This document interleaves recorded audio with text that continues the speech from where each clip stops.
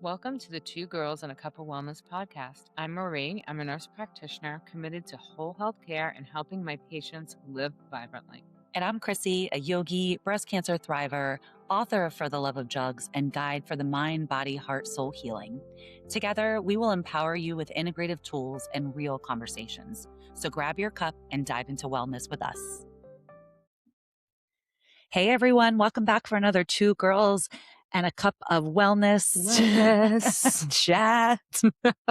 Chitty chat. We are feeling a little extra spicy today. Yeah. We have been interviewing a lot of amazing people over the last few weeks, and we have a lot of amazing ones coming up. But we also know that we are getting some new followers to our social media outlets and YouTube and everything. And we just miss the two of us. I know. So we just wanted to come on and chat with y'all a little bit about us and all of our happenings and doings. Yes. And all the excitement. I know. I'm excited to do this because, like I said, we have amazing guests, but it is kind of nice to just get back to the OG chat. Yeah. So, Marie, what are you up to these days? What am I up to? A lot of things. Well, I started a podcast. Yes. Oh my God. With some really awesome girl. Yeah.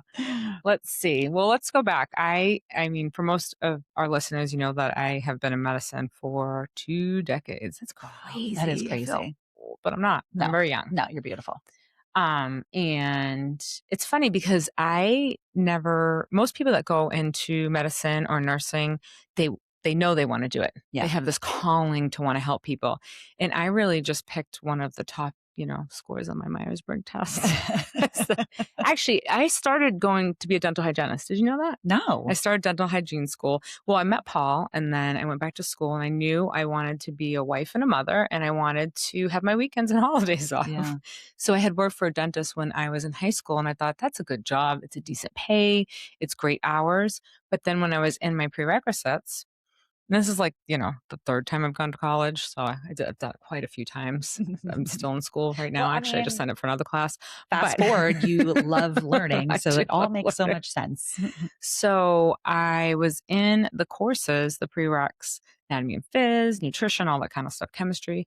And all of the students were nurses. And they said, Marie, why are you going to be a dental hygienist? At least in nursing, you can do all different types of things. In dental hygiene, you're limited to one thing. And I was like, oh, I do all up bored. In people's mouths the whole day, all day, every day. Which I'm sure I'd be satisfied scraping plaque off because I kind of like some gross thing, but with the history and wound care.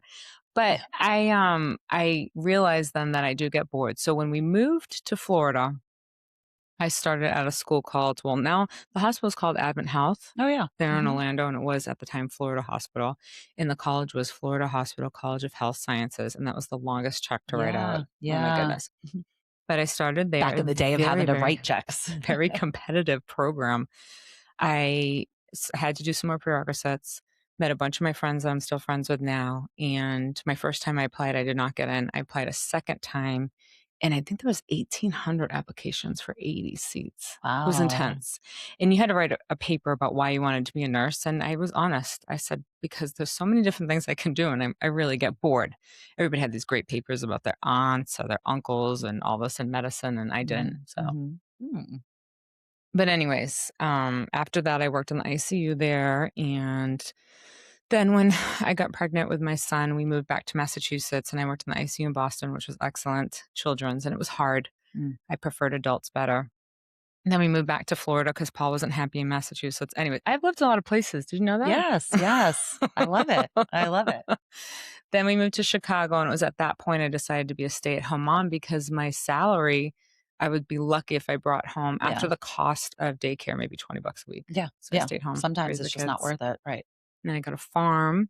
And during all this time, I was reading more Crissy Cancer, more different books because I was tired of seeing all these sick people in the hospital. And I said, something's not right. And I started reading about food. And so when we moved from Chicago down to Tennessee, we bought land, Mhm. which Paul really didn't want to do because we weren't farmers, but I said we were going to be farmers. I want to have a I'm farm. gonna be Farmer Marie. Where's my overalls? Like I'm actually wearing right now. We got 10 acres of land and all sorts of animals, and it was nuts. We had no idea what we were doing. But I had a 4,000 square foot garden, which was Wow. unbelievable. One season I had 80 tomato plants, all heirloom, and I was bushels of tomatoes I canned and everything. So it was amazing. And I think we were very, very healthy at that time. Mhm. Um, but then we moved back to Florida. I said, all right, I want to get back. The kids were getting older in school and I wanted to go back into nursing. So I did home health. And I saw that there was such a need for good providers. In fact, I always wanted to be a nurse practitioner, but as most women, everything kind of goes on the back burner and you give to your family. And my Yeah. kids became number one, and my husband and run the household. So I was in home health and I had this lovely little patient, and I love her. She's gone now in heaven, but she said to me, she said she wasn't feeling good. She was like 99 years old. And she said, Marie, they're just not listening to me. I'm going to the doctors. He comes in, he listens to my heart, and he just looked at me and said, you're old. This is what it is. Mm. And I felt so sad. She said, he didn't spend any time with me. And I said that it was at that defining moment that I decided to enroll in my master's to become a nurse practitioner. Because I said, there's such a need to give people time and education and really work with people. She shouldn't have felt that bad, you know? Yeah, So it was in sad order to be seen and and like and heard. yeah, and supported on a different level. Yeah. Yeah. And then, so then I went back to school and I still worked a little bit, but once you start clinicals, you really can't. And I saw in school, my very first clinical, actually, I thought, what in the world have I done? I Mm. can't believe I'm spending all this money going to school, enjoying school. But once I started my clinicals, I said, this is out of control. It's nuts. Patient after patient after patient after patient, prescription after prescription after prescription, no time, no Mm. education, not able to do the things I love, building relationships with people and talking to people and educating people. But I went through the grind and went through the process because Paul said I couldn't quit. Because he said, You're what kind of an invested example now. are you setting for the children? Mommy went to do her master's degree and flunked out or quit because she got stressed out in her clinicals. So really, it was the kids. I really thought about quitting quite a few times. And then we had an incident, both of us, one of our friends' husband passed away. And it was really a down part for me Yeah. because I was one of the first people at the house. So I saw a different side of it. And I was in my pharmacology program at the time. And it was so hard. And I thought, why am I doing this? I'm a much better nurse, much better nurse. But I stuck it out, finished, graduated.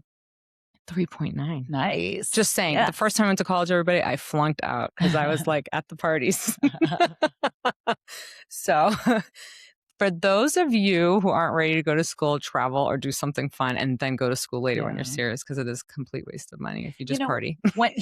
when you said, "Oh, I've moved all around," and I think that's a really beautiful thing to mention to people is that life can change and you Mhm. can move if you're not happy and you don't ever feel like you're stuck in either one place, one relationship, one job. If you are truly unhappy and you feel it to your soul and to your core, then change. Right, It's right. okay to change. It It's doesn't make you so a okay to failure. change.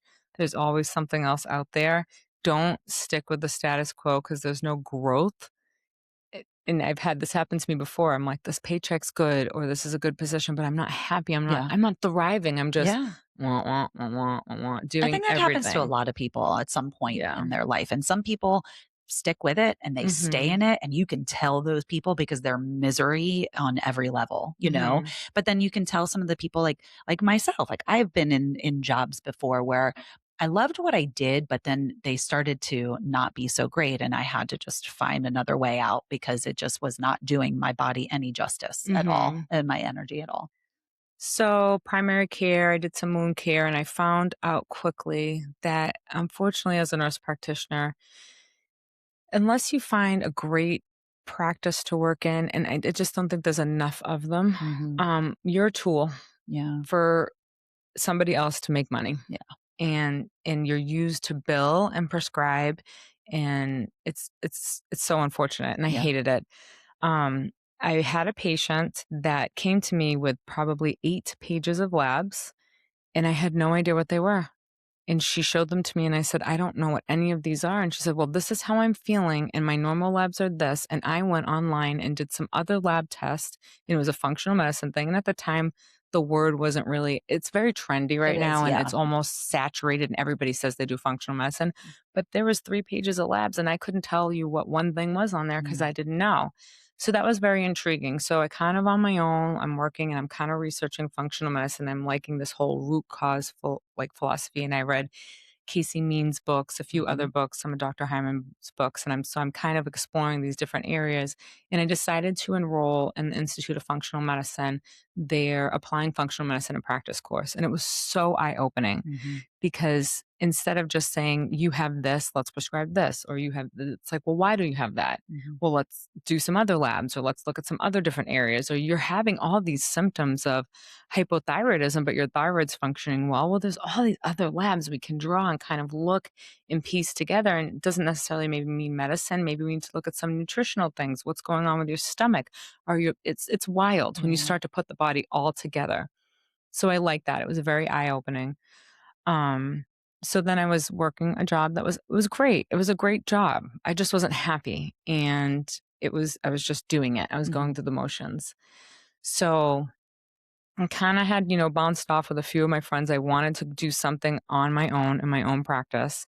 And one of my closest, dearest friends, colleagues from nursing school 20 years ago, she said, "Let's just do this, Marie." She had been working in hormones for 10 years. And now at the same time, she's trying to convince me to do this, Donna, and we will eventually have her on the show. I have all my friends telling me, "I have these symptoms. Can you help me out? Can you prescribe these hormones?" I'm like, "Nope, nope, hormones are bad. Hormones are bad. I'm not doing any of that." So I'm kind of like learning this functional medicine world. And then my friend Donna, she said, "Just take this one class." And I said, "Oh my gosh, but this one class is $1,600." yeah. Just And I pile on, add just finished on. my master's degree and I just took this $2,000 function or $2,600 functional medicine course. And how is Paul gonna like look at me? He looks at me as the most educated person. He's like, "Where's my return on investment?" Right, right. So I took the course and I researched it obviously because I never want to be sold something.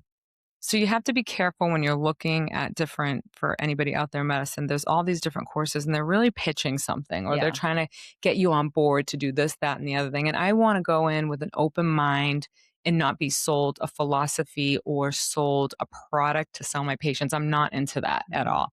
So I took the first course and I was blown away. This doctor has been doing hormones for years when nobody else had prescribed them.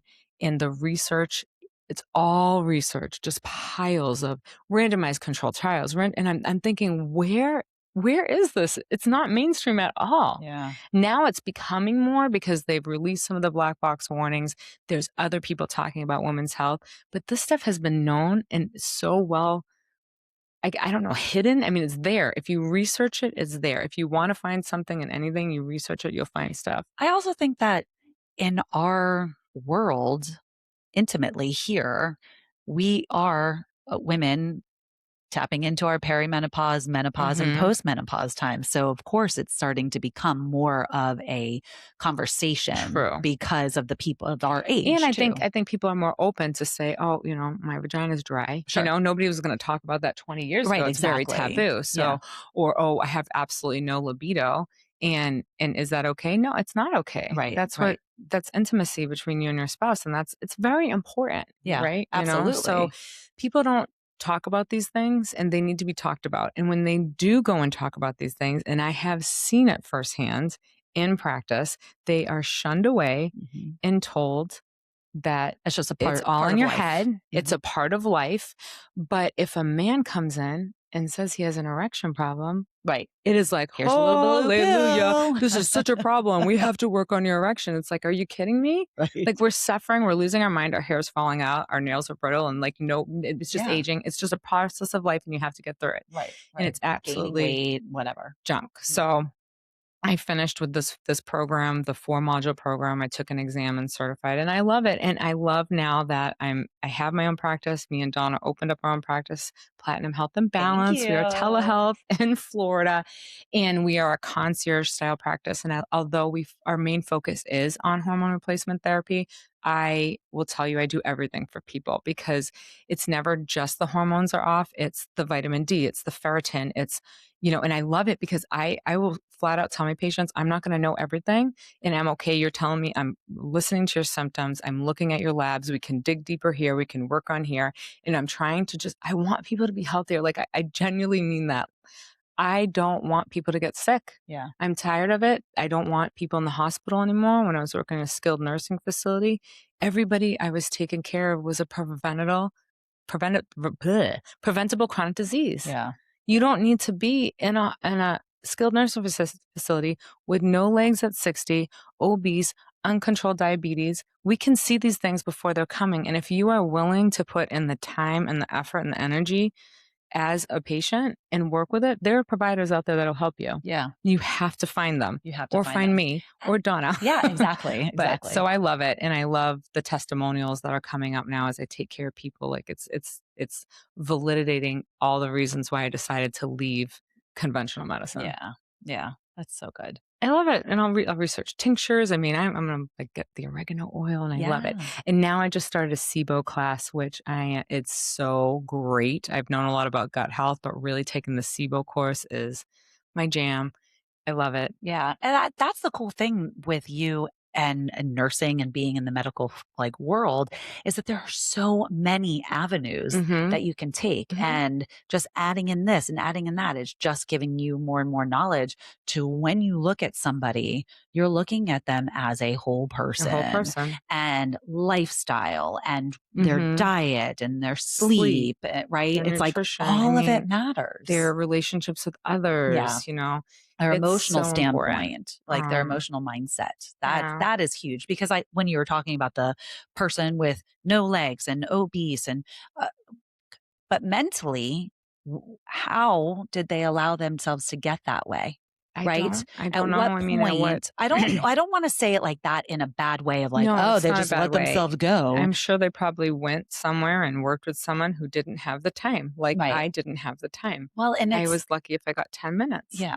That and I think that there is a disconnect with self-worth and self-love and self-compassion Yeah. when somebody just doesn't do things for themselves. There is a blockage. And I say that in the kindest of ways, not in a way that I'm putting anybody down and be like, oh, they just don't care about themselves. They just let themselves go. Not in that manner at all. But for somebody who will choose to just go to McDonald's every single day rather than eating a home cooked meal or trying to be healthier in any way, Mhm. there is a disconnect there somehow, form or another, because I think everybody on this planet knows that like eating out I fast food don't every know though. I day. don't know, Chrissy. I'm telling you, I talk to these people and I don't know how many times I wrote down my favorite smoothie on a Post-it note that I was said, I need to patent this and laminate it and give it to people because people don't know how to make a smoothie. Right. Not to say that they don't know, but they just know that Well, that going to fast food they every probably know it's day. bad for them, Yeah. but they They don't know also what to do, right. how to change it. And there's this great little clip on Instagram and it's a woman and she goes 2 different ways. So you're looking at the screen double and she Mm. goes the route of like getting healthier and changing her life. And then she goes the route of eating the chips and not working out and scrolling and eating bad. It's a good visual. It's not So true, but it's like an AI thing, but it's such a good visual. that totally reminds me of one of my favorite movies from the 90s called Sliding Doors with Gwyneth Paltrow. I love that movie. I should see that Love, again. I know. Let's watch that. Let's have a girls' night and watch that. It is. It's like one of those things where if you were to get on the train or not get on the train, right? Right. So What are it's you like gonna you're either do? getting on the train of your health and wealth, and your body is going to go this way, or you stay stuck Mhm. and you go nowhere, and you get And unhealthy, I think unhealthier and unhealthier. like a lot of the podcasts and a lot of the people that we're interviewing that, have had cancer, I think that a lot of these conventional medicine doctors get stuck. Yeah. They don't go on the train or the state, right? And it was that one patient years ago that said I ate a public sub every day that made me think, oh my gosh. And then I found Chris and then I found Mhm. all these other books. And if you continue to think outside of the box, you can't know everything. One of No. my nursing instructors told me that a long time ago. The second you think you know everything, you are the most ignorant nurse ever. Yeah. So true. And it was such a strong statement. I can't remember her name, but I remember the statement. Mhm. But I think that thinking out of the box and loving to learn and taking that time, Being open. and if you get stuck in the grind, I feel like it started to happen to me. I'll admit it. Mm. I was like, "Oh my gosh, the pay's good. I'm just doing the same thing. I'm just doing Mhm. the bills and the coding, and it's you go Yeah. home and you're done." But I wasn't thriving. I Yeah. was surviving. That's it. That's it. So I felt the same way, like I said before, with the job that I had before, I I didn't go down the college route. When I graduated high school, I was going out to LA to dance. mhm. That was my jam. I was gonna go be a dancer, and I just got so homesick and realized that was not the way that I wanted my life to go. And so I moved back home a few months later. Was this here, Florida? Yeah, Okay. so born and raised in Florida, down in Fort Lauderdale, and moved out to LA for a little bit. And every summer while in high school, I would go out to LA for like a month at a time and go out there and dance. Mm. And when I decided to move out there, I got like, oh, I don't think I can do this. And, to have to do auditions all the time. And because my type of dancing was going to be more um, concerts and backup I wanna see it. dancers. Backup dancers. And my number one job that I wanted when I was like probably in middle school at this time was to be a fly girl from In Living Color. Do you remember Okay. the fly Yes, I girls? do. They were so badass. And I was just like, oh my gosh, I love them. And I actually danced with the first white girl, Carrie, was her name. And that was like my dream. I'm like, no, I'm going to be a fly girl. And so That's even awesome. going out to LA, I would go out there and I would dance. And it wasn't for me. So I came back home and just went right into work. Like for me, my parents never really pushed college. It just Mhm. wasn't a thing. And so I just went right into working. And then my boyfriend at the time, now husband, um, decided to go into the Air Force. So we moved to Charleston. We lived Mhm. in Charleston for 7 years. And that was almost like our college time, partying and having fun, but yet working. And So what were you doing? I was working. I worked at a bank, a local bank up Mhm. there, and I loved that job. That job, I moved kind of up. I started a part-time teller in the actual banks themselves, and then went to full-time, and then I was travel, and then I ended up in branch administration. And then we ended up moving back to Florida, and I was pregnant with Gabriel. Oh, sorry, Gabriel was born in Charleston, but 3 months after we decided to, move back. And so when we moved back here, I was kind of in the same thing. I'm like, oh, I want to get back into banking because that's just what I know. Mhm. But I have this, baby. What do I do? So I did work for a little bit, realized like the banking was not my jam. I ended up going into sales selling window treatments. My father-in-law was in Wow. selling window treatments like plantation shutters and blinds and stuff like that. I can't see that. I know. So I did that for a little bit, and then Antonia was born, and I stayed at home for a year with her because to have 2 kids in daycare, there was just no way, Forget right? it. Yeah, it's ridiculous. And, I did end up going back into window treatment sales, but I went to go work for another, company, a female-owned company, which was amazing, and I love my boss, and I worked for her on and off for many years while the kids were little. In that one, I felt more artistically challenged because I Mm. would design draperies and custom bedding and reupholstery and then go in. It was definitely more in the design field, like interior design. And I remember saying to her, the first time I went to go work for her, I'm like, I don't know if I want to get back into window treatments because I really think I want to do interior design. I might go back to school for interior design. And I ended up never doing it. And I went to go work for her. She goes, just come work for me for a little bit and then we'll see if you want to do interior design. And I just stuck with the window treatments because I felt fine with that. It felt Mhm. good. Right. And when the market crashed and everything crashed, what was it, Mhm. 2007 or Yeah. nine or something like that? I just was kind of like, what do I really want to do with my life? I actually almost went to school for acupuncture. I went to Ooh. traditional Chinese medicine school. I almost did, but I had to go get some of my prereqs first. So I started getting some of my prereqs. And I'm like, what am I doing? First of all, I'm never going to want to drive down to Fort Lauderdale 5 days a week and leave my children and my husband. That's just silly. Not silly. It was just silly for me. If anybody else is out there doing it, that's good on you, but it wasn't for me. Mm-hmm. And that I just decided at that moment, I'm going to get my 200 hour in yoga and complete, like, I mean, total change and 360. shift. But I just was like, I think I want to do that. So I did my 200 hour in therapeutic yoga. Mm-hmm. So it was up in St. Augustine and it was lovely. And in my teacher training, because it was therapeutic, it was more geared towards energy and healing and ways that we can work with people who are experiencing or have Parkinson's or multiple Mm. sclerosis or migraines or, things like that. So it just was a very different approach to yoga. And I had been teaching vinyasa yoga for like 2 years prior to that. But getting this one, I was just like, wow, there's really so much I can do. And I started to really fall in love with like the chakras, Mm-hmm. which are energy centers in our bodies. I think I've kind of briefly mentioned it Right. before in one of our other chats.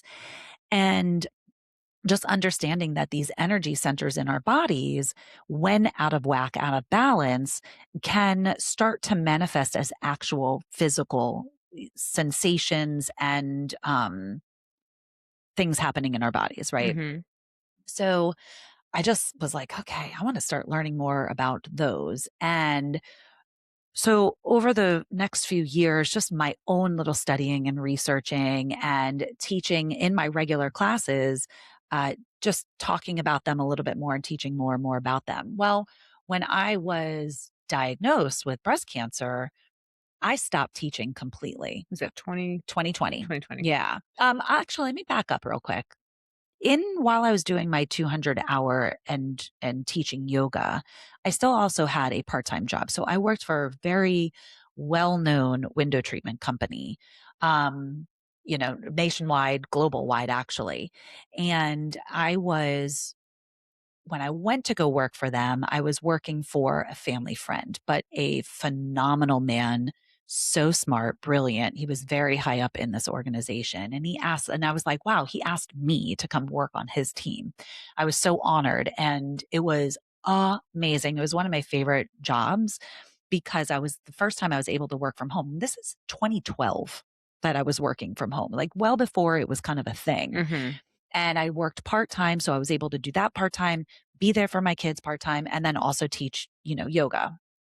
And when he left the organization is when they brought somebody else in, that's when I was kind of like, Yeah. and It's funny how one person just changes the trajectory of your life. You're yeah. like, oh, And it was like the start and the shift of customer service changing, right? Of no, they're not going to call you, even though you're their main point of contact. They're going to call the 800 number and either get somebody in another country or mm, get an automated number, person. yeah, And I was just like, this does not feel yeah. good at all. And so the end of 2019, I quit. And I was like, what am I going to do? Oh my gosh. And I then just was like, I think I'm going to go to school for interior design. So early 2020 online, I was going through a interior design While certification doing yoga. while doing yoga. And then 2020 happens. And it actually forced me to really finish that certification. Mm. But what's interesting is as I was doing that certification, I'm like, oh, I love this. I'm so excited. Then 2020 happens. I'm like, I'm still excited. I can still just do things online. When life gets back to things, I could just, Mm-hmm. I'll go do it. And I'm going to be an interior designer. And it just like never really got back to life because in August I got diagnosed. Mm. And once I got diagnosed, and I was really, really closed off.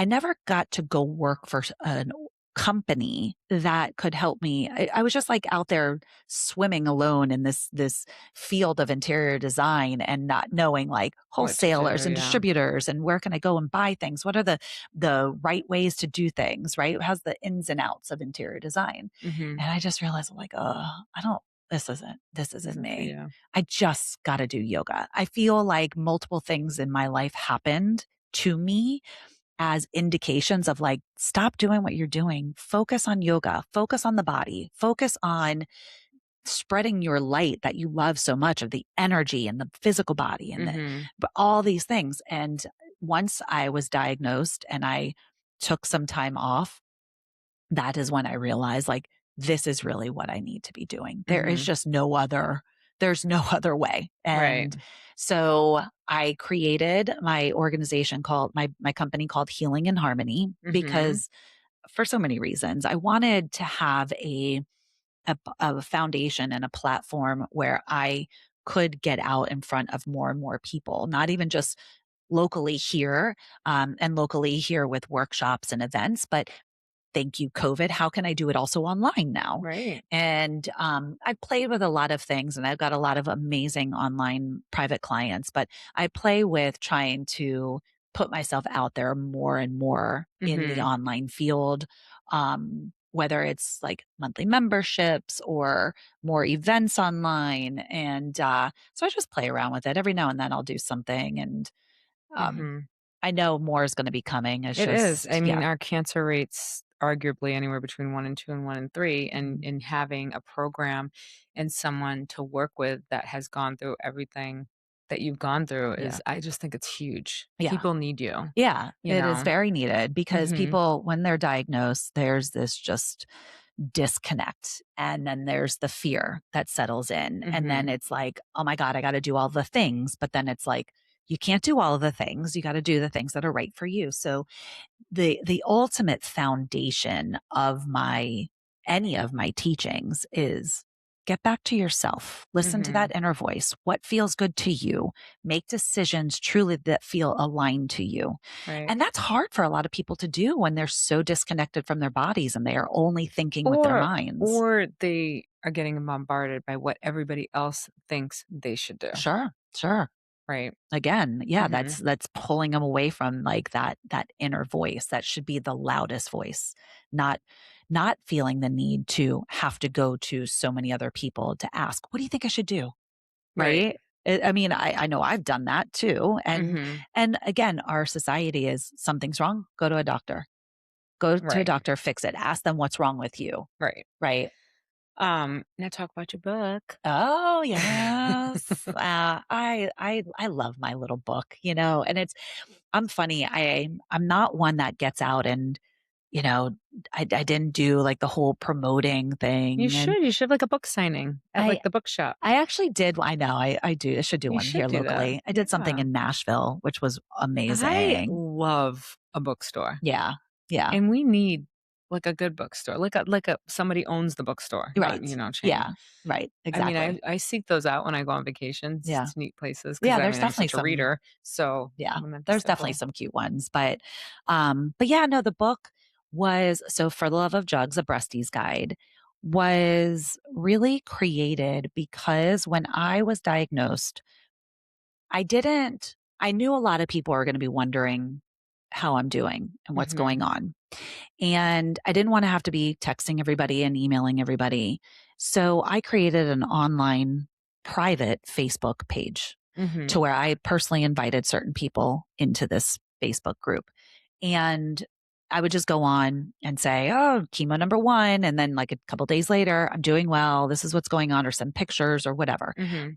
In that, I started writing a lot. And a couple of women, girlfriends of mine that I hold dear, and they are both very knowledgeable, smart, successful. Um, they both said to me, "You're a phenomenal writer and you need Mhm. to write more." And I never thought of myself as being a writer. I hated school. Like, I just flew by school. Schooling was not my jam. That's probably why I never went to college, right? It just was Mhm. not, it's just not Wasn't for you. easy. Yeah. And So when they were telling me I'm a good writer, I'm like, oh my God, I hated writing in high school.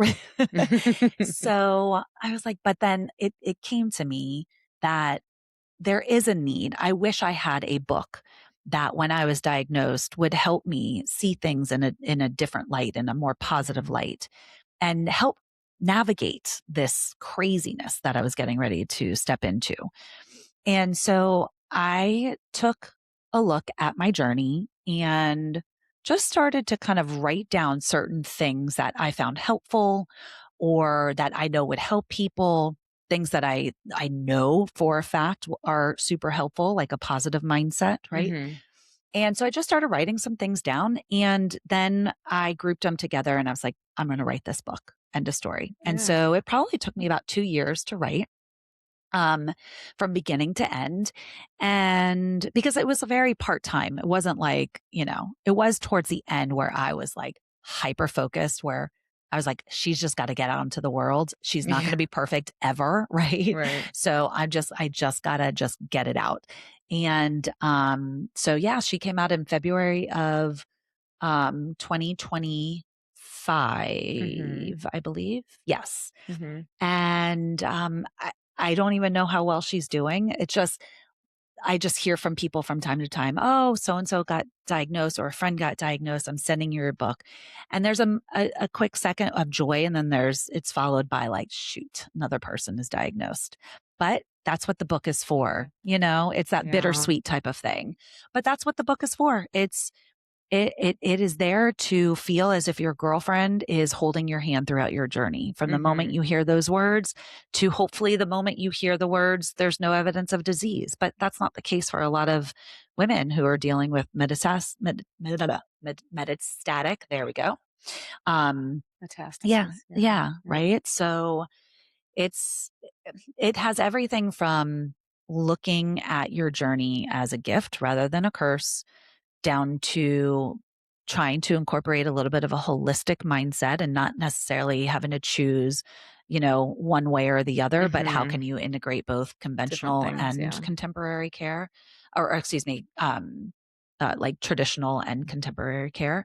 And then to like, what do you need during chemo? Right. What's a checklist or body image, right? That's a huge thing that Yeah. people don't I've take been into hearing that too. consideration, right? I've been Like, hearing that from survivors. Yeah. yeah. So, and then offering We do put a in, lot of pressure on ourselves. we Mhm. do. I mean, and it's just not fair to ourselves. We're all beautiful beings, right? Mhm. And there's not one thing that's perfect in this world. So why do we think that we need to be? Mhm. So, yeah. Okay, so let's end with 3 of your goals going forward. Oh, Ooh, girl. yeah. Okay. Or 2, 3, Yeah. 4, whatever. Number one, I hope to be helping this really amazing organization here, kind of get their word out a little bit more. So that's Mhm. number one. Number two, I will be doing a advocacy type of program Mhm. or a affiliate type of program. Mentorship to go Yes, further. and a Yeah. mentorship, right? A holistic, integrative wellness mentorship. Mhm. So, yeah, so those are kind of like three things: the mentorship, the affiliate program to work with partners such as oncologists or breast surgeons or breast coaches, people who are in the world of healing, helping the healing through breast cancer and kind of missing that in between link of like the emotional standpoint, right? Mhm. You're done with treatment. Now what? And creating these videos and ways to access things that I know that I can help it with healing. Videos on Mhm. yoga and breath work and meditation and